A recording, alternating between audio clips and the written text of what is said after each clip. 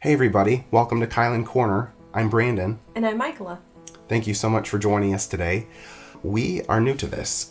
This is our first YouTube video, and we are excited to be starting a YouTube channel. And we're hoping to feature a lot of different content for kids and so forth in the coming weeks. But for now, we're just going to start with some introductions, kind of tell you a little bit about us and some of our background.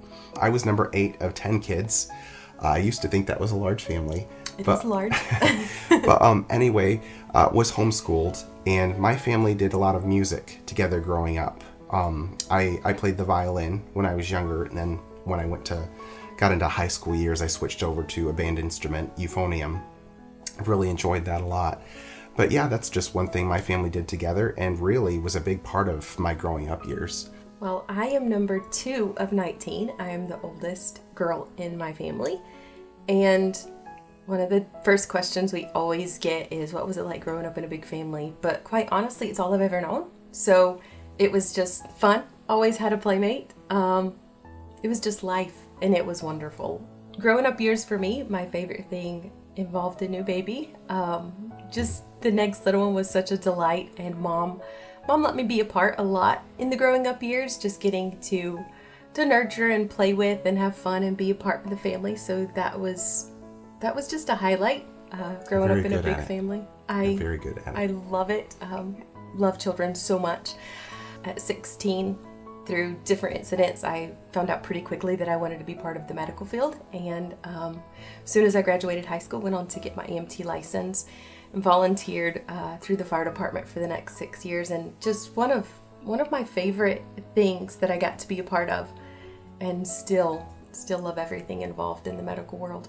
The first time I met Michael's family, right down to the little kids, everyone seemed to they had such good manners, but they were also very outgoing. A family of extroverts. Very much a family of extroverts, and it was just a lot of fun to be around them. And so anyway, I remember meeting a lot of the mid to lower, or younger kids rather, but I don't think I met you until sometime a while after that first trip, but you definitely made an impression. So I very vividly remember our first encounter, and it was practically love at first sight for me.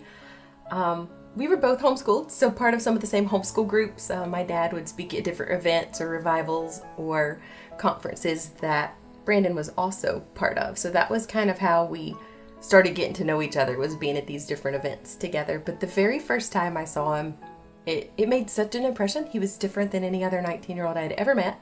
It was instant crush. Michael is not forward. She was not giving me any signs of any interest that I could perceive, and so I didn't think I had a chance with her, quite honestly. I was a little more introverted than my siblings, and while I liked him a lot, I was scared to say so because he was so much better than anybody I'd ever met. No. And it was it was a little easier to kind of just watch from afar. So. And to be quite honest, I didn't give it a second thought. It's just like, she's way out of my league. That's never going to happen. I ended up going to Bible school a couple years later, focused on that for several years. And then as time for graduation was approaching, I was beginning to look out for new horizons, what was coming next, and those kind of things. My sister approached me, and she's like, have you ever thought about Michaela? And I was just like, why would you even bring up her name? It's like, this girl's amazing. How could a guy like me ever end up with?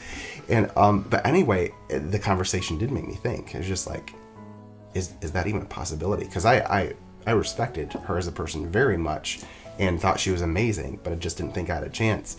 After that conversation, I started praying about it. It's like, God, could you do this?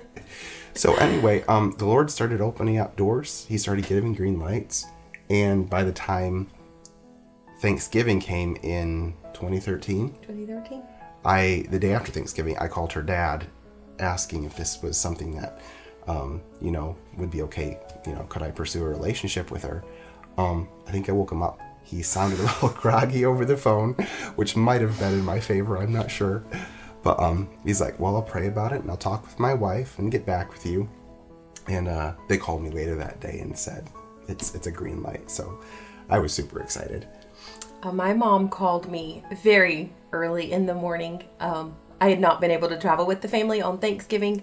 Because they were going out of state. Yep, they were going out of state to my Mima's for Thanksgiving, and I was going to stay an extra day and work on some things that I needed to catch up, and it ended up snowing in the mountains, and 40 got closed down through the mountains. And so I was getting up early the next day to meet up with the family and see my grandma, and Mom called me just so excited, and she's just like, God is so big and God is so good. And no, she didn't tell you why she was excited. No, she didn't say anything. She just said she's so sorry I wasn't there for Thanksgiving and that the roadways were clear now, drive safely, and just how good God is. It was like, I know God's good. I drove for the next 6.5 hours. It was a safe trip. And as soon as I walked in the door at my grandma's house, Mom and Dad said, we've got to talk to you. And I was a little taken back. I was like, I'm in my 20s. I don't get in trouble. What could we possibly need to talk about? Anyways, we went right out to the car, and Dad said, there's a young man that wants to get to know you. And by this point, I was pretty infatuated with Brandon, and I wasn't interested in anybody else. And so I told Dad, just tell him I'm not interested. And Dad was like, no, I think you want to hear this. And he turned his phone around and he showed me Brandon's phone number, which I had memorized years earlier.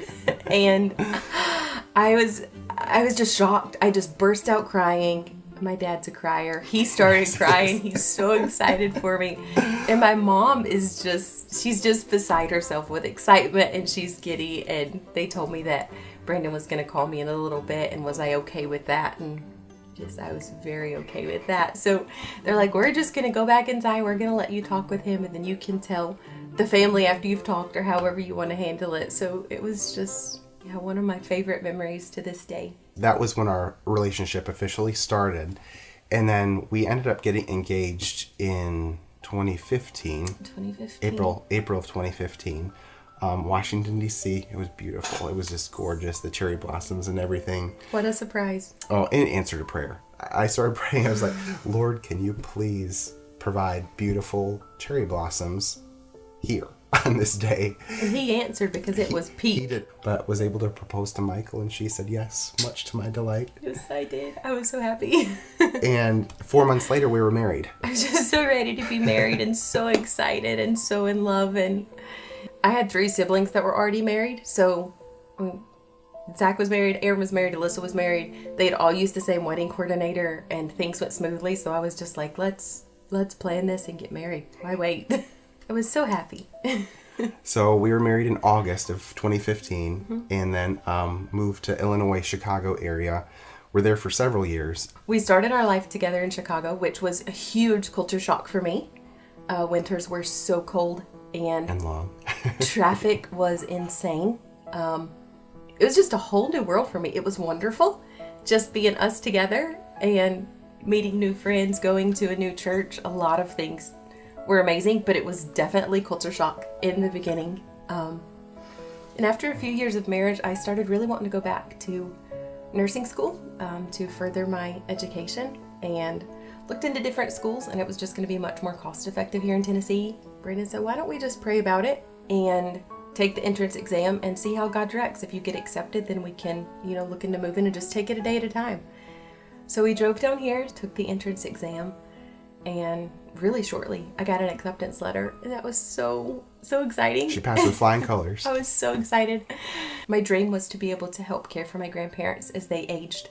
And since that time, my Mima has gone to heaven, and just being able to care for her and spend time together, weeks together as her health was declining, was a gift that I will treasure forever.